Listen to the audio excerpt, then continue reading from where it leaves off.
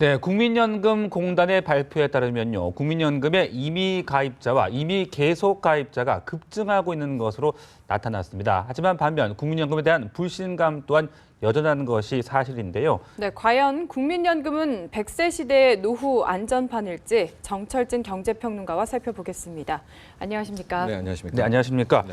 자, 그러니까 이 의무 가입 대상자가 아니지만 자발적으로 국민연금에 가입한 임의 가입자 수가 급증하고 있다고요? 그렇습니다. 이제 국민연금이라는 게 소득이 있을 경우에 이제 대상이 되는데요. 현재 국민연금 가입자가 한 2,130만 명 정도 됩니다. 근데 네. 이 중에서 이제 임의 가입자라고 하면 주부라든가 군인이라든가 학생이라든가 뭐 소득이 없지 않습니까? 네. 근데 이분들 같은 경우에도 국민연금에 좀 혜택을 주기 위해서 임의 가입할 수 있다. 이제 이런 식의 또 하나의 자격과 제도를 운영하고 있는데 네네. 이 임의 가입자 수가 이제 작년 11월 기준으로 23만 명을 돌파해서 이제 최대치다. 이 임의 가입자가 2003년, 4년 이때만 해도 한 2만 명 정도 수준이었거든요. 네. 10배가 그러니까 됐네요. 예, 10년여 만에 10배. 그러니까 그만큼 인기가 있다라 이렇게 볼 수가 있는 겁니다. 네. 네. 그리고 임의 계속 가입자도 늘고 있다고 하던데 네. 우선 임의 계속 가입자는 어떤 차이가 있는 건가요? 그렇습니다. 임의 계속 가입자라는 게 뭐냐면요. 우리가 이제 납부를 하지 않습니까? 국민연금. 이제 네네. 그게 59세까지 이제 납부를 하게 됩니다. 그러니까 60세까지 납부를 하는 것이죠. 그리고 현재는 이제 5년간 기다렸다가 65세부터 이제 국민연금을 수령하게 되는데 이 60세부터 이 65세 기간에도 뭐 어르신들 중에서 난 좀 여유가 있어 할 경우에 네. 그 납부를 더 해버리는 겁니다. 그러니까 이미 계속으로 그 5년간을 더 가입을 하게 되고 납부를 하는데 이때 되면 혜택이 꽤 되거든요. 그런데 이 이미 계속 가입을 선택한 분들도 꽤 된다. 그래서 작년 11월 기준으로 또 20만 명을 돌파를 했다라는 겁니다. 그러니까 이 두 가지를 좀 보면 이미 네. 가입자, 이미 계속 가입자. 이 국민연금을 좀 굉장히 신뢰하고 있구나 우리 국민들 중에서 네. 이런 것들의 방증이 될 수도 있는 네, 거죠. 이렇게 증가하고 있는 이유를 어디에서 찾아야 될까요? 일단은 이것이 이제 노후 준비에 대한 강한 열망이다 이렇게 보여집니다. 이제 워낙 우리가 고령화 사대가 됐고 네. 중에서 보시면 알겠지만 이제 뭐 100세 인생 시대라는 노래도 네네. 있지만 70세, 80세, 90세도 실은 뭐 이제 그닥 그렇게 이게 뭐 어려운 나이는 아니거든요. 그렇기 때문에 노후 준비에 대한 열망이 굉장히 커졌고 네. 그런 와중에서 뭐 소득이 없는 분들은 이런 식으로라도 국민연금이라도 나중에 하나의 보탬이 되니까 네. 많은 관심을 보인다 이렇게 볼 수 있겠습니다. 네. 그런데 그 왜 기초연금이 국민연금과 연계되는 그런 방안이 나오면서 한때 좀 논란이 되기도 했었고 네. 국민연금 가입자가 좀 줄었다고 하던데요. 그렇습니다. 그 상황은 지금 어떻게 되고 당시 있는 이제 겁니까? 기초연금이 나왔을 때만 해도 그 틀을 자세히 보니까 네. 이게 결과적으로는 국민연금이랑 합쳐가지고 국민연금 재원을 써서 이제 그 돈으로 이제 어르신들에게 주겠지라는 이제 그런 논란이 좀 있었는데요. 네. 아직까지 뭐 제도라든가 정책에 있어서 기초연금하고 국민연금 재원을 합치는 그런 모습은 보여지지 않고 있습니다. 아, 그러나 예. 글쎄요, 뭐 다시 한번 한 3, 4년이 지나면 뭐 그 이슈에 대해서도 이제 논란이 다시 되지 않을까 보여집니다. 네, 그렇게 논란이 되면서 일시적으로 감소 추세에 있다가 이제 다시 늘어나고 있는 네. 건데요. 지역별로 살펴보면 특히 강남 3구에 몰려 있다고 하더라고요. 이건 어떻게 좀 평가를 해봐야 될까요? 그렇습니다. 이제 그 불신이라는 네. 게 그런 불신도 있었고 또 하나의 불신들이 못 받겠지라는 이제 그런 불신들이 네. 있었거든요. 국민연금 고갈 이런 것도 많이 나왔고요. 근데 이런 와중에서도 방금 얘기한 것처럼요. 그 강남 3구, 강남, 송파, 서초구 같은 경우에는 네. 임의 가입자가 거의 2만 명 정도가 됩니다. 그러니까 전체 임의 가입자 23만 명 중에 10%는 아, 네. 서울의 강남의 3구에 있다라는 건데 대부분이 아마 이제 주부 문제로 밝혀지고 있는데 네. 이 경우는 이런 것 같습니다. 이제 여기에 사시는 분들 같은 경우에는 이제 남편이 꽤 많이 어쨌든 뭐 탄탄한 직업에서 벌고 있지 않습니까? 네. 근데 국민연금은 최소한 10년은 납부를 해야 수령 자격이 되는 거거든요. 그렇죠. 그게 최소 납부 기간. 그러니까 이제 강남권의 주부들 같은 경우에는 뭐 이 남편이 소득 활동을 할 수 있을 때 네. 10년 정도를 나도 임의 가입자로 붙자. 그래가지고 나중에 이제 65세 이후에 어떻게 좀 노후 자금으로 활용을 하자. 아마 이런 추세 때문에 네. 여유도 있고 네네. 남편에 대해서 좀 직장이 좀 탄탄하고 이런 경우. 그래서 아마 특히 강남권에서 이 임의 가입의 인기가 아마 높은 여유 있는 것 분들이 같습니다. 좀 많아서 그런 거 아닐까라는 생각도 드는데요. 그런 것 같습니다. 자, 그렇게 강남 주변에 어떻게 보면 재테크 수단이 되고 있다는 이야기인데 실제로 불입해서 나중에 받는 것이 유리한 것이 맞는 겁니까? 글쎄요, 이제 국민연금의 강점이 뭘까? 그러니까 네. 국민연금이라는 것도 있고 우리가 뭐 보험사라든가 증권이라든가 사적 연금도 있지 않습니까? 예. 그러니까 누가 더 운용을 잘하나?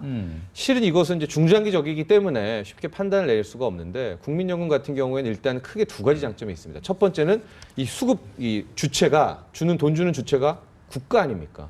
그러니까 누구보다도 이제 안전하다는 안전성이 하나가 있고 국민연금 특징 중에 하나는 물가 상승률을 보완을 합니다. 네. 그러니까 현재 같은 경우에 물가 상승률이 뭐 1%, 1%도 안 될 때는 별 의미가 없지만 만에 하나 인플레에 돌입하게 될 경우에 연 3% 정도에 나온다면 기본적으로 연 수익률을 3%를 주고 시작한다는 거거든요. 근데 이게 상당히 매력입니다. 물가 상승률을 주고 시작한다는 게. 그렇군요. 그렇기 때문에 이제 고갈에 대한 문제도 있겠지만 네. 역시 국민연금의 결과적으로 이런 뭐 물가 상승률을 따라잡는 거라든가 뭐 안정성이라든가 여기에 대해서 다시 한번 인기가 재부각되고 있는 것 같습니다. 네, 지금 살짝 언급해 주신 이야기를 조금 더 해보고 싶은데 사실 국민연금 하면 고갈될 것이다. 뭐 이런 네. 걱정들 좋습니다. 가장 예. 많이 못 하시거든요. 받지 않을까 이런 걱정도 예. 하고요. 대학생들, 지금 젊은 층에서 이제 이런 얘기를 많이 하고요. 뭐 그렇죠. 통계에 따르면 이제 2050년, 2060년 얘기도 나오고 있고 또 일각에서는 그 고갈 시기가 더 빨리 앞당겨질 것이다. 왜냐하면 실제 이제 수령인들이 65세부터 수령을 하게 되는데 이제 의학의 발달로 뭐 기대 수명이 80세, 90세. 네. 실은 뭐 요즘에 진짜 장수 시대 아닙니까? 네. 그렇게 되면 이제 받는 사람들이 많아지기 때문에 우리가 예측했던 이 고갈 기간도 더 앞당겨질 수가 있는데요.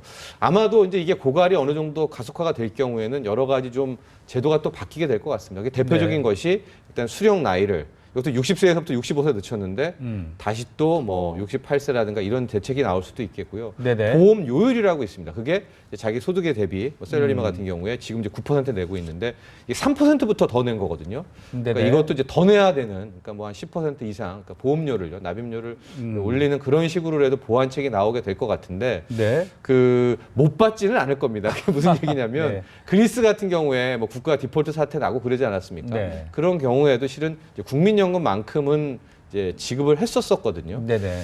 그렇기 때문에 아마 분명히 젊은 층에 이제 고갈에 대한 우려도 있지만 고갈의 네. 우려가 나올수록 아마도 국민연금 제도 자체의 개선이 더 빠르게 선행되지 않을까 또 이 선행돼야만 한다 이런 생각도 갖고 있습니다. 계속해서 좀 검토도 바뀌겠네요. 하고 예. 보완도 해야 되고 그렇죠. 그럴 필요성 있겠군요.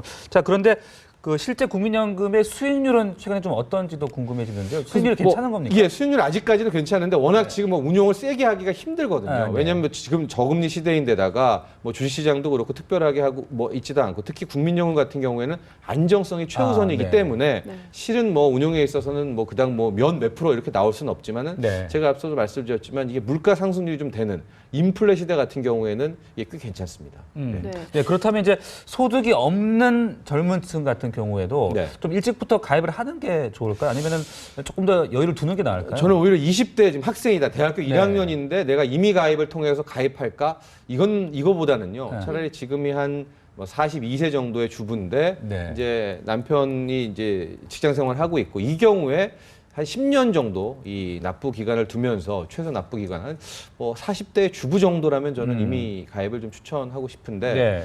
뭐 정말 소득도 없고 그런 네. 이제 대학생이라면 네. 일단은 네. 27세 이후에 소득 너무, 생기고 네. 하는 것이 뭐 무리해서 좋다. 가입할 필요까지는 뭐 없지 이게 않을까. 개인의 네. 뭐 선택이긴 합니다만 저는 네네. 그렇습니다. 예. 이미 네, 그러니까 개인의 상황에 따라서 국민연금을 잘 활용을 하는 게 중요할 그렇죠. 것 임의 가입을 네. 활용할 필요가 같은데요. 있겠죠.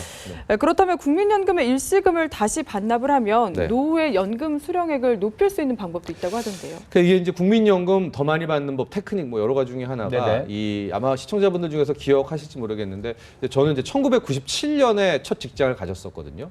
그리고서 이제 99년에 한번 이제 직장을 바꿨었는데 그때는 어떤 경우가 있냐면 회사를 이제 사표를 내고 다른 회사로 옮기게 될 때 그동안에 자신이 냈던 국민연금을 돌려줬습니다. 아, 아, 그래요? 그 즉시에서 받을 수가 있었어요. 아, 네. 이제 그랬었는데 지금은 못 돌려받죠. 65세까지 묻어둬야 되는데 이 반납제도라는 게 뭐냐면은 그때 당시에 그 97년, 98년, 99년에 일시금을 받았던 분들에 있어서 만에 하나 그거를 원금과 이자 합쳐서 다시 낸다면 가입 기간도 살려내고 거기에 대한 이제 혜택도 준다 해가지고 이제 반납 제도를 활용하라. 받았던 분들은 거기서 한 3, 4년 더 하면은 나중에 이게 이 납부 최소 기간 맞추는 데도 좋고 여러 가지 혜택이 네. 있어서 이제 이런 걸 반납 제도다 이렇게 말합니다. 네. 네. 그리고요, 왜 소득 활동을 하다가 이제 하지 못하게 될 경우는 납부 예외 예외 기간을 기간이라는 주죠. 게 예, 있잖아요.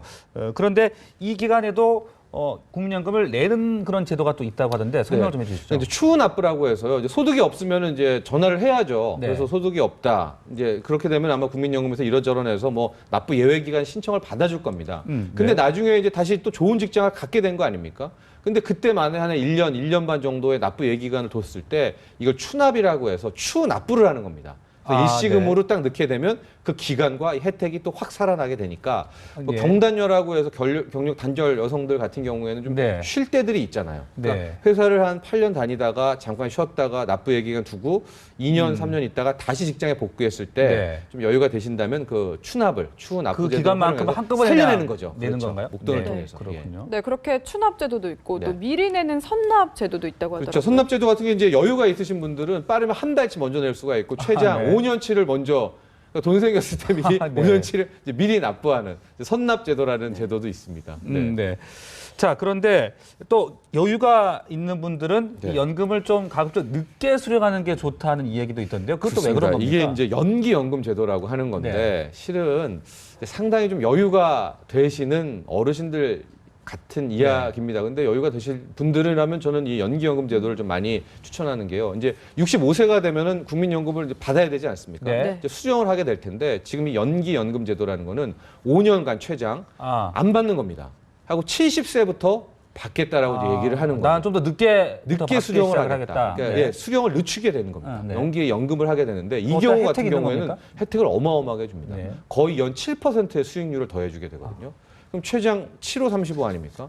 그러니까 35% 정도의 내가 낸 일단 연금액의 큰 파이가 커지게 되는 이런 혜택을 주기 때문에 실은 이 연기연금 제도에 대한 관심도 커지고 있는데 제가 앞서도 얘기했지만은 실은 어르신들 65세 되면은 당장에 이제 돈들이 궁하죠. 많이 필요하기 때문에 다 수령을 하시지만 이제 5년 최장입니다. 5년 70세까지 늦추게 될 경우에는 이런 혜택이 좀 있어서 뭐 65세 이후에도 소득 활동을 하시는 분들이라든가 그렇게 막 국민연금이 급하지 않은 분들은 이제 5년 정도 늦춰서 70세부터 수령할 수 있는 이제 그런 것도 활용해 보시면 좋겠는데요. 왜 그 5년 늦췄다고 이렇게 많은 혜택을 주냐?